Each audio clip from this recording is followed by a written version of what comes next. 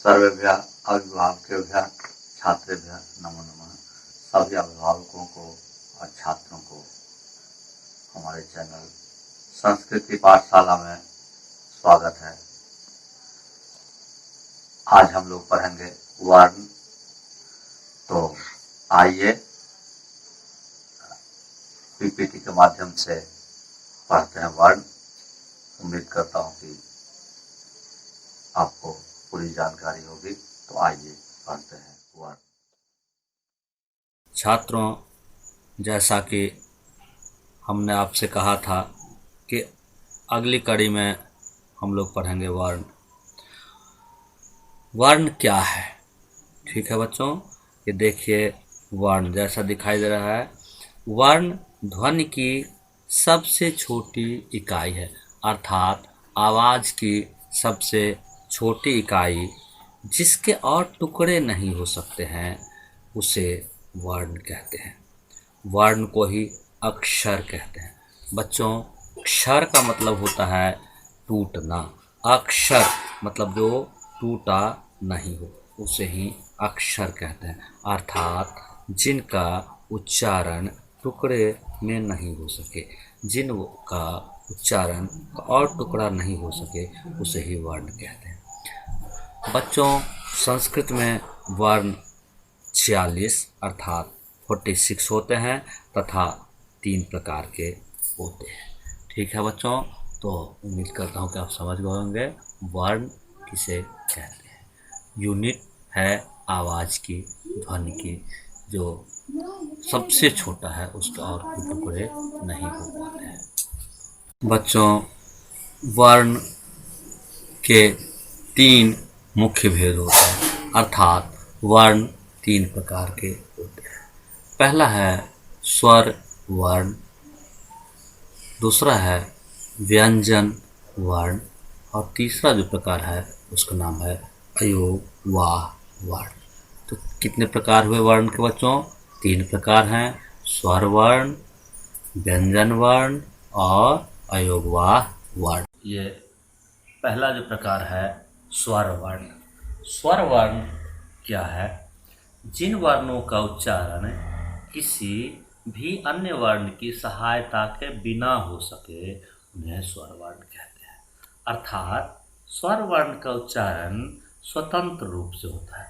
स्वर वर्ण को उच्चारण करने के लिए किसी भी अन्य वर्ण की सहायता की जरूरत नहीं होती, इसे स्वर वर्ण कहते हैं। स्वर वर्ण के भी मुख्य 3 प्रकार होते हैं, ह्रस्व स्वर, दीर्घ स्वर और प्लुत स्वर। ठीक है बच्चों, ह्रस्व स्वर। अब ह्रस्व स्वर क्या है?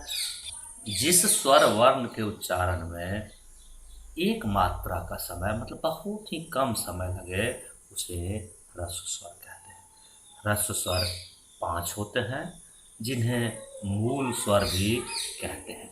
अ, ई, उ, री और री, ये 5 ही मुख्य स्वर होते हैं। इसी का जो दीर्घ है, इसी को अधिक आवाज़ देकर, इधर अधिक समय देकर के जो हम बोलते हैं, वो दीर्घ स्वर कहलाता है। तो ये ह्रस्व स्वर 5 कौन कौन से हैं बच्चों? अ, ह्रस्व ई अर्थात छोटी, ह्रस्व उ अर्थात छोटा उ, ह्रस्व री अर्थात छोटी री और री। दूसरा प्रकार है दीर्घ स्वर। दीर्घ स्वर जिस को बोलने में ह्रस्व स्वर से 2 गुना समय लगे, उसे दीर्घ स्वर कहते हैं। दीर्घ स्वर संस्कृत में 8 होते हैं। आ, दीर्घ ई, दीर्घ उ, दीर्घ री, ए, ओ और औ। ठीक है बच्चों, अब जो इसका तीसरा प्रकार है वो है प्लुत स्वर। प्लुत स्वर जितने भी ह्रस्व या दीर्घ स्वर हैं, उसको हम प्लुत में बोल सकते हैं। ह्रस्व या दीर्घ स्वर को हम प्लुत में बोलते हैं। प्लुत स्वर क्या है? जिस स्वर का उच्चारण करने में दीर्घ स्वर से भी अधिक समय लगे, ह्रस्व स्वर से 3 गुना समय लगे, उसे प्लुत स्वर कहते हैं। जब हम किसी को बुलाते हैं बच्चों तो उसमें प्लुत स्वर का प्रयोग होता है।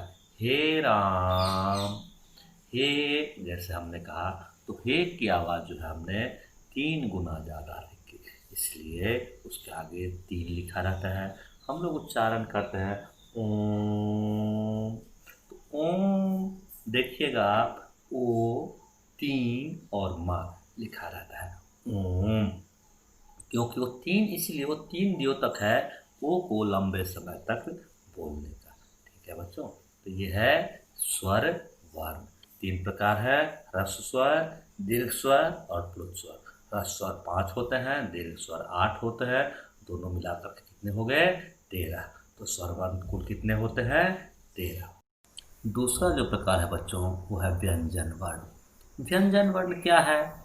जिन वर्णों का उच्चारण स्वर वर्णों की सहायता से ही हो सके उन्हें व्यंजन वर्ण कहते हैं। अर्थात जिनका उच्चारण स्वर के साथ ही संभव हो, बिना स्वर वर्ण के साथ संभव नहीं हो सके, उन्हें हम व्यंजन वर्ण कहते हैं। बच्चों जैसे हम बोलेंगे क, तो क के साथ क्या बोलेंगे? अगर हटा देंगे तो क नहीं बोल पाएंगे, बोलेंगे का। किसके सहायता से बोल रहे हैं? बोल रहे हैं की। सहायता किसकी है? बड़ी ई। ऊ, सहायता किसकी है? बड़ा ऊ। अगर बड़ा ऊ उसमें से हटा दें तो सब एक ही जैसा क। तो जितनी भी मात्राएं होती हैं वो सभी स्वर ही हैं, मुख्य वर्ण स्वर हैं। तो जिन वर्णों का उच्चारण स्वर वर्ण की सहायता से ही संभव होता है उसे व्यंजन वर्ण कहते हैं। व्यंजन वर्ण को हल वर्ण भी कहते हैं बच्चों, ठीक है। इसीलिए व्यंजन वर्ण के आगे नीचे देखेंगे क के नीचे लगा है टेढ़ी सी लाइन, ये हलंत कहलाता है। हल हो जिसके अंत में।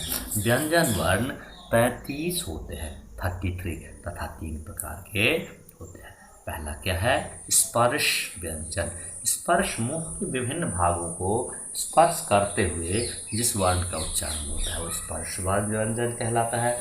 जो वर्ग हैं 5 वर्ग, क वर्ग, च वर्ग, ट वर्ग, त वर्ग और प वर्ग, क च ट त प कहते हैं, ये सब स्पर्श वर्ण कहलाते हैं। एक वर्ग में 5-5 अक्षर होते हैं और 5 वर्ग होते हैं, तो कुल कितने हो गए स्पर्श वर्ण? 25 हो गए। उसके बाद अंतस्थ व्यंजन, अंदर से जिसका उच्चारण हो, अंतस्थ मुख के आंतरिक भाग से जिसका उच्चारण हो वो अंतस्थ व्यंजन कहलाता है। अंतस्थ व्यंजन है बच्चों य, र, ल, व, ये 4 क्या हैं? अंतस्थ व्यंजन। और ऊष्म व्यंजन, ऊष्म व्यंजन जिसको बोलने में मुंह का भाग जो है वह उससे उष्मा मतलब गर्मी, रगड़ के कारण, घर्षण के कारण गर्मी प्राप्त हो तो उसे ऊष्म व्यंजन कहते हैं। श, स, स, ह, ये है ऊष्म व्यंजन। ठीक है बच्चों, तो ये व्यंजन वर्ण के भी 3 प्रकार हैं, स्पर्श व्यंजन, अंतस्थ व्यंजन और ऊष्म व्यंजन। अब वर्ण के तीसरे प्रकार को देखते हैं, अयोग वाह वर्ण। जैसा कि नाम से ही महसूस होता है अयोग वाह, जो बिना योग का वहन न हो सके, मतलब जिसका उच्चारण बिना किसी वर्ण की सहायता से हो ही नहीं सके, उसे अयोग वाह वर्ण कहते हैं। जिन वर्णों का उच्चारण व्यंजन अथवा स्वर वर्ण के साथ ही संभव हो उसे अयोगवाह वर्ण कहते हैं। अयोगवाह वर्ण का उच्चारण हम यदि चाहे कि किसी भी वर्ण के बिना कर दें तो नहीं हो सकता, असंभव है। अयोगवाह वर्ण संस्कृत के बच्चे 2 होते हैं, अनुस्वार और विसर्ग। ठीक है, अनुस्वार और विसर्ग।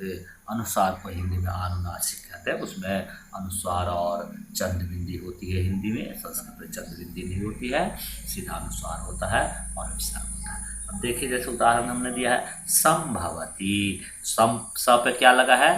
अनुस्वार।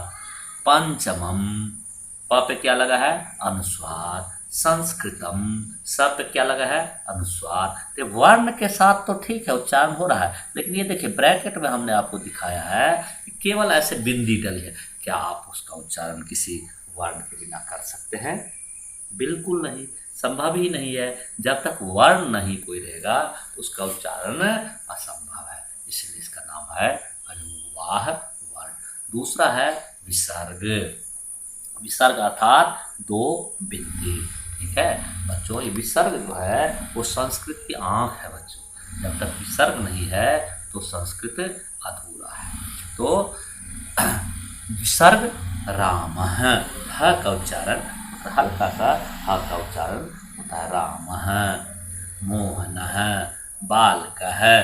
ठीक है, अब ये विसर्ग को अगर अलग कर दिया जाए इससे अक्षर से तो कुछ भी उच्चारण नहीं होगा। तो यह योगवाह दो हैं, कौन कौन से, अनुस्वार और विसर्ग। बच्चों ये जैसा हमने 3 प्रकार बताया था वो तो कह दिया। अब एक और है उच्चारण की दृष्टि से संयुक्त व्यंजन या संयुक्त वर्ण। ठीक है, संयुक्त व्यंजन या उसको संयुक्त वर्ण भी कहते हैं। संयुक्त मतलब जैसे आप जानते हैं जुड़ा हुआ। तो संयुक्त व्यंजन क्या है, दो व्यंजन वर्णों के मिलने से जो नए वर्ण बनते हैं उन्हें संयुक्त व्यंजन या संयुक्त वर्ण कहते हैं। जैसे क्ष, क्ष बोलते हैं बच्चों, उसमें देखिए क प्लस श प्लस अ, क्ष। त्र, त प्लस र प्लस अ, त्र। ज्ञ, जिसको हम लोग ज्ञ ज्ञानी कहते हैं। ज्ञ बच्चे सही उच्चारण नहीं है, ज्ञ से तो 11 होता है, आधा ग और य 11 होता है, तो ज्ञ ज्ञ नहीं है, क्या है, ज्ञ। क्या बोलते हैं, ज्ञ, ज और य प्लस अ, ज्ञ। प्रकार लिखते हैं, प प्लस र प्लस अ, प्र। क्र, क प्लस र प्लस अ, क्र। द्य, द्य विद्या जैसे हम लिखते हैं विद्यालय, तो द प्लस या प्लस अ, द्य। तो ये दो व्यंजन वर्णों के मिलने से जो ये नए वर्ण बन गए, सारे नए वर्ण, क्ष नया है, त्र नया है, ज्य नया है, प्र नया है, क्र नया है, द्य नया है। ये जो नए वर्ण बने हैं इन्हें हम लोग क्या कहते हैं, संयुक्त वर्ण या संयुक्त व्यंजन। ठीक है बच्चों, तो इस प्रकार से जो है हमने आज वर्ण के विषय में जानकारी प्राप्त की। अब बच्चों हम लोग इसकी अगली कड़ी में और अच्छे से पढ़ेंगे वर्ण के।